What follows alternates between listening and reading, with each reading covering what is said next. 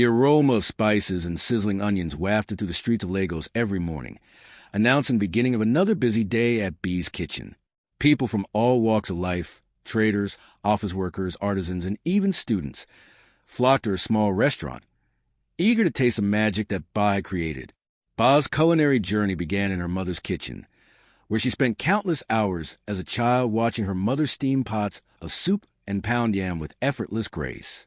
Unlike her mother, who believed in meticulous cleaning and careful food preparation, Ba had always been focused on flavor. "It's the taste that matters," she would say with a laugh whenever her mother scolded her for skipping chores. Her philosophy hadn't changed much over the years. Now, in her late 30s, Ba had become a local celebrity, known far and wide for her ability to transform the simplest ingredients into mouth-watering delicacies. Her jollof rice, rich with a medley of spices, was said to rival even the most extravagant catering services. Her NGO, a delicacy made from cow foot, was so tender and flavorful that it left her customers licking their fingers. Despite her success, B's work ethic was unconventional. She had little regard for cleanliness, a fact she managed to keep hidden from her adoring customers. 5 years ago, Ba took a leap of faith and used her small savings to open her restaurant. At first, it was a modest operation, a few tables, a small menu, and a single assistant. But as word spread about her cooking, the restaurant quickly grew into a bustling hub. People came from neighboring areas, often standing in long queues just to get a taste of her food. The more her fame grew, the less she worried about behind-the-scenes details. Her kitchen was often cluttered with dirty utensils and leftovers from previous meals. The pots and pans, blackened with soot, rarely saw the touch of soap. Yet none of this seemed to affect the taste of her food. "What they don't know won't hurt them," Ba would mutter under her breath, dismissing the occasional complaint from her assistant about the state of the kitchen. Customers couldn't get enough of her food. "B, you are a genius," one man exclaimed as he devoured a plate of her egusi soup. "Why should I bother cooking at home when you are here?" A woman joked as she ordered a second helping of fried rice and chicken. Over time, many people stopped cooking altogether. It was simply more convenient and far more enjoyable to eat at B's kitchen. Her meals were not only affordable, but also packed with flavors that seemed to soothe the soul. Little did they know, behind the scenes, B's cooking methods were far from pristine. As months turned into years, a peculiar trend began to emerge. Customers who frequented B's kitchen started complaining of stomach pains, diarrhea, and other mysterious ailments. Some chalked it up to the unpredictable Lagos weather, while others blamed their own poor eating habits. B heard these complaints, but paid them no mind. "It's not my food," she would say confidently. "If it were, people wouldn't keep coming back." Her belief was not entirely misplaced. Despite the occasional grumblings, the restaurant remained as popular as ever. B's charisma and cooking skills seemed to overshadow any doubts people might have had. But beneath the surface, trouble was brewing, and it was only a matter of time before the truth came to light. B's kitchen came alive before the first rays of sunlight touched the bustling city of Lagos. Her day started at 4 a.m., long before any of her customers arrived. The clattering of pans and the hiss of frying oil were the sounds of her morning routine, accompanied by the intoxicating scent of spices that seemed to seep into the very walls of her tiny restaurant. But this early morning hustle revealed a different side of B, one that her customers never saw. Ba splashed water on her face, yawning as she wiped her eyes. The same basin of water, now murky, was not discarded.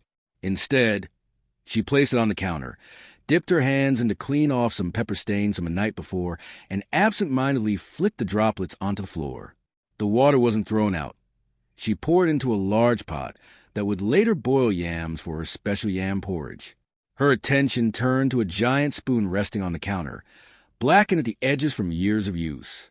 Ba grabbed the spoon and scratched her armpit vigorously, sighing with relief before stirring a bubbling pot of egusi with the same utensil. "There is no time to waste," she muttered, adding more palm oil to the pot. These habits were a matter of efficiency. Washing her hands and utensils thoroughly felt like a waste of time when there were hungry customers waiting to be fed.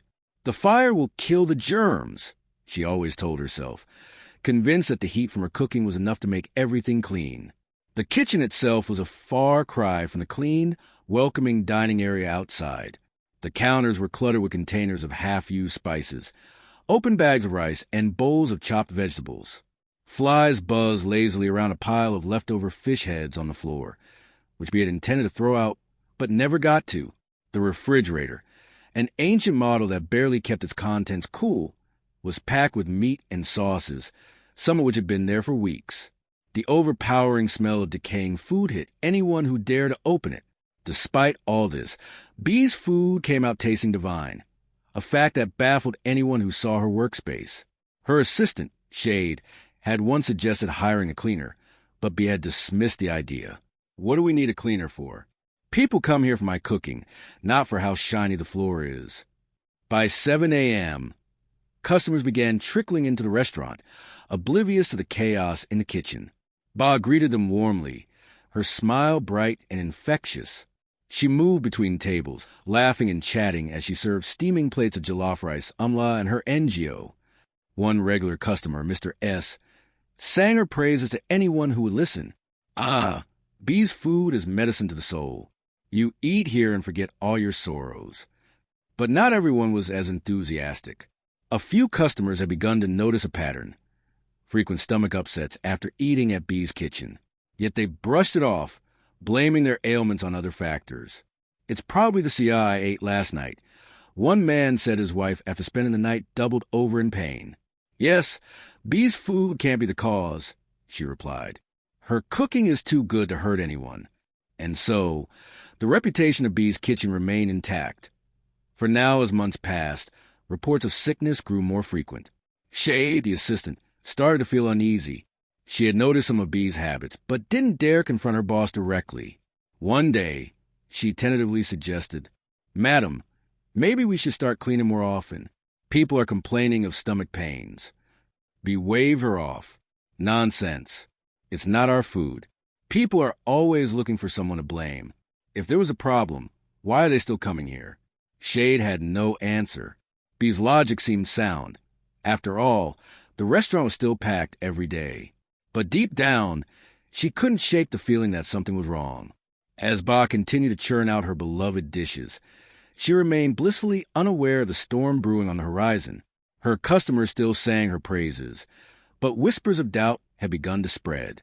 It was only a matter of time before someone uncovered the truth, and when they did, Ba's carefully built empire would come crashing down. It was a crisp Wednesday morning in Lagos, and the streets were just beginning to stir. The sun had barely started to rise, casting soft golden hues over the quiet neighborhood. Fumi, a young journalist in her mid-20s, walked briskly toward Bee's kitchen. She had heard countless things about Bee's legendary cooking. Friends and colleagues raved about the food, urging her to try it. "You haven't lived until you've tried Ba's jollof rice," one colleague had told her emphatically. As someone who valued good food, Fumi decided to see what all the fuss was about.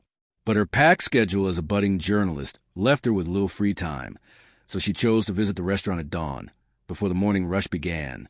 By 6 a.m., Fumi arrived at the restaurant. The street was still quiet, with only the faint hum of distant generators breaking the silence. As she approached the front door, she noticed the dining area was empty, the chairs neatly arranged. I'm too early," she muttered to herself. But as she lingered near the entrance, she heard noises coming from the kitchen, the clatter of pots and the sound of someone humming. Curiosity piqued. Fumi decided to wait. Minutes turned into moments of impatience, and unable to resist, she wandered around the building, hoping to find someone to take her order. That was when she noticed a small crack in the kitchen door. A soft yellow light spilled through, along with the unmistakable aroma of onions and peppers frying. Fumi hesitated, unsure if she should intrude, but her curiosity got the better of her. She peered through the crack, her journalist instinct kicking in. What she saw made her heart skip a beat. Ba stood over a massive pot of steaming soup, stirring with a large, battered spoon. Her face glistened with sweat as she hummed a tune. But what caught Fumi's attention was Ba's peculiar behavior. She watched in horror as Ba scratched her hairy armpit with the same spoon she used to stir the soup. Fumi's hand flew to her mouth to stifle a gasp, yet she kept watching, unable to look away. Next, Ba reached for a bowl of water, sitting on the counter. Fumi recognized it instantly. It was the same bowl used to wash her face and hands just moments ago. Without hesitation, Ba poured the murky water into the pot of soup, giving it a quick stir. Feeling nauseated, Fumi backed away from the door, her heart pounding. She wanted to confront Ba, to demand an explanation, but she held back. Instead, she turned and walked quickly down the street, her mind racing. By the time she reached the main road, Fumi was certain of one thing. The world needed to know the truth about B's kitchen. As Fumi hailed a Kiki to head back home, she replayed the scene in her head. The journalist in her was eager to expose Ba, but she couldn't ignore the consequences. Ba is a pillar in this community, she thought. People rely on her food every day. What if they refuse to believe me? What if they attack me instead? Then she remembered the stories she had heard about customers falling sick after eating at the restaurant. Could this be the reason, she wondered? In the end, she decided she couldn't stay silent, no matter the risk. Over the next few days, Fumi returned to the restaurant, this time armed with her phone camera. She made sure to stay hidden as she captured photos and videos of Ba's unsanitary practices, from reusing dirty water to handling food with unwashed hands. Ba's habits were worse than Fumi had imagined. To strengthen her case, Fumi interviewed customers who had experienced stomach issues after eating at B's kitchen. Most of them were reluctant to blame the restaurant. B's food is too good to be the problem, one man said, shaking his head one evening. Fumi sat in her small apartment, scrolling through the evidence she had gathered. Her hands trembled as she typed out a post on her blog, detailing everything she had witnessed. She included the photos and videos, knowing they were damning. To all those who love B's food, this is not an attack on her talent, but a call for accountability, she wrote. We deserve to enjoy good food without compromising our health. Let's demand better hygiene practices, not just from Ba, but from all restaurants in our community. Fumi hesitated before clicking publish. She knew this would change everything, not just for Ba, but for the community as well. Taking a deep breath, she hit the button. The sun had barely risen when Fumi's blog post went live. By midday, it was the talk of the town. Her exposé, titled The Dirty Secret Behind B's Kitchen, spread like wildfire. The detailed account of Ba's unsanitary cooking habits, accompanied by incriminating photos and videos, shocked the community. Fumi's post wasn't just another piece of gossip. It was a carefully crafted narrative, blending investigative journalism with undeniable evidence. The comments section exploded with reactions ranging from disbelief to outrage. I can't believe this. B's food is my favorite. How can this be true? No wonder I've been having stomach pains. This is unacceptable. She needs to be shut down immediately. What kind of madness is this? The story spread beyond the neighborhood, shared on WhatsApp groups, social media platforms, and even covered by local news outlets. Ba, once the darling of the community, was now at the center of a growing scandal. By late afternoon, the effect of Fumi's post was visible. The usually packed Ba's kitchen was empty. The few customers who did show up quickly turned away after seeing the viral photos on their phones. Regulars who had sworn by B's cooking were torn between loyalty and disgust. Many felt betrayed, while others struggled to reconcile the truth with their fond memories of her food.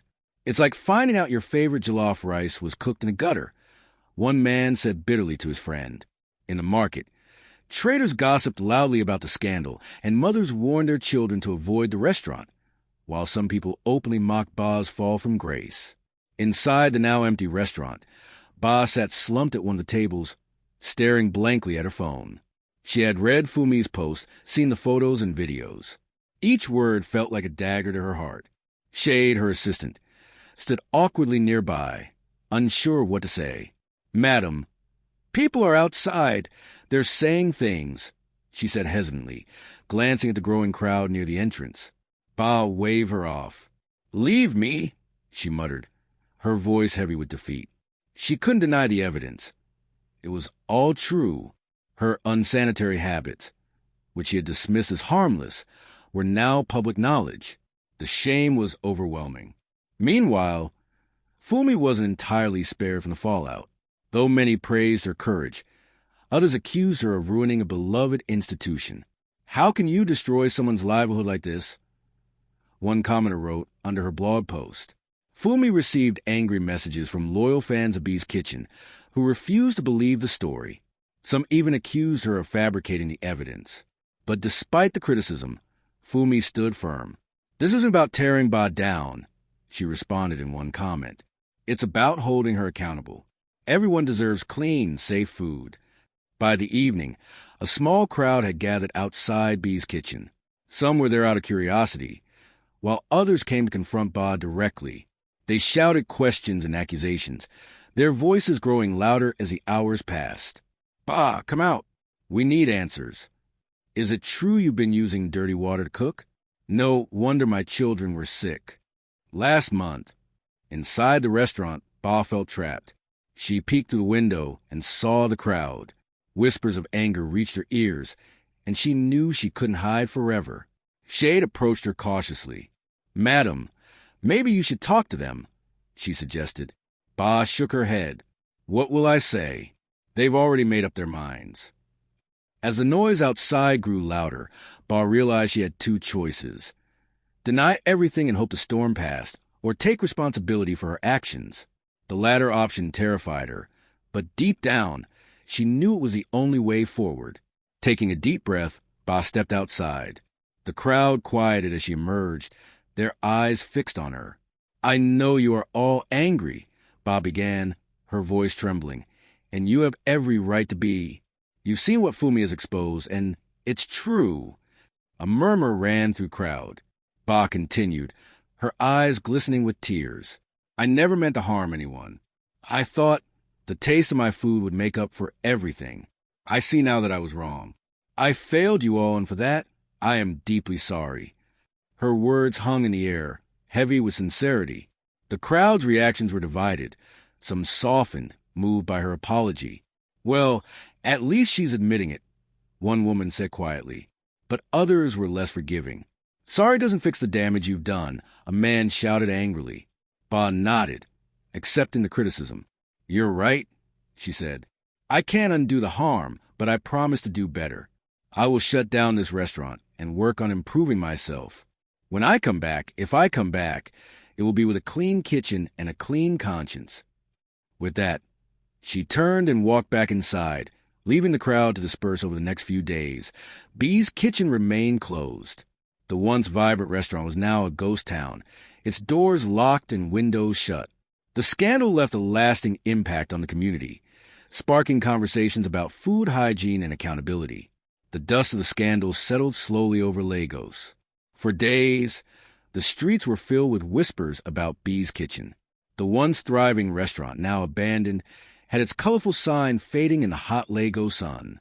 Passers-by glanced at it with a mix of regret and disdain, shaking their heads at the thought of what had been uncovered. B's public apology had left an impression, but it wasn't enough to quell the storm entirely.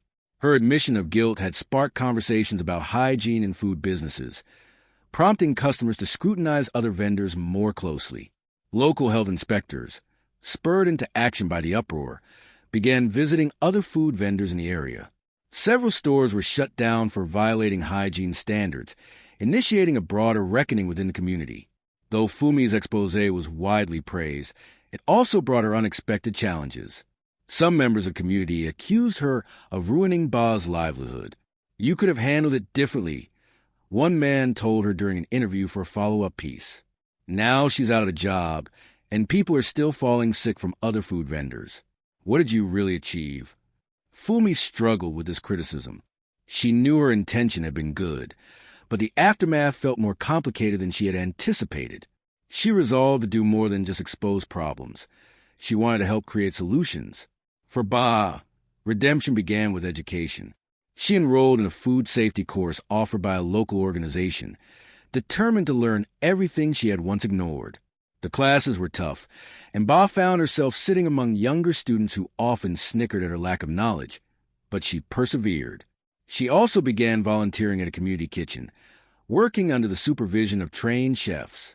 They taught her not just the importance of hygiene, but also how to organize her workspace, manage waste, and ensure her ingredients were fresh. "I want to start again," Ba told her instructor one day. But this time, I'll do it right. Months turned into a year, and Ba slowly rebuilt her confidence. With the money she had saved from her previous business, she relocated to another town and opened a new restaurant under a different name. The new restaurant, called Golden Spoon, was a reflection of Ba's transformation. The kitchen was spotless, with stainless steel counters and neatly organized shelves. A sign near the entrance proudly declared, "Hygiene is our priority." Ba hired a small team and insisted on regular training sessions to maintain the standards she had learned. She also implemented an open kitchen design, allowing customers to see how their food was prepared. One day, as Ba was serving a table of new customers, she noticed a familiar face in the crowd. It was Fumi, holding a notebook and pen. Ba's heart raced as their eyes met. For a moment, she feared another exposé, but Fumi approached her with a warm smile. "I heard about the changes you've made," Fumi said. "I wanted to see for myself." Ba nodded, her voice steady but humble. "I had to change. What I did was wrong, and I'm grateful you exposed me. It gave me the chance to start over." Fumi ordered a plate of jollof rice and chicken. As she ate, she couldn't help but smile. The food was just as delicious as before, perhaps even better. But this time, it came with the assurance of safety and care. Word of Golden Spoon spread quickly, and the restaurant became a symbol of redemption and resilience. Ba's story inspired other food vendors to improve their hygiene practices, proving that it was possible to balance great taste with cleanliness. Fumi wrote a follow-up piece titled "The Second Chance of Ba," the chef who changed everything, highlighting Ba's journey and the broader impact of her transformation. The article resonated deeply with readers, many of whom praised Ba's courage and determination. As Ba stood in her gleaming kitchen one evening, preparing for another busy day, she reflected on her journey. The road had been painful but necessary. She smiled as she stirred a pot of steaming soup, this time with a clean spoon. For the first time in years, she felt truly proud not just of her food, but of herself.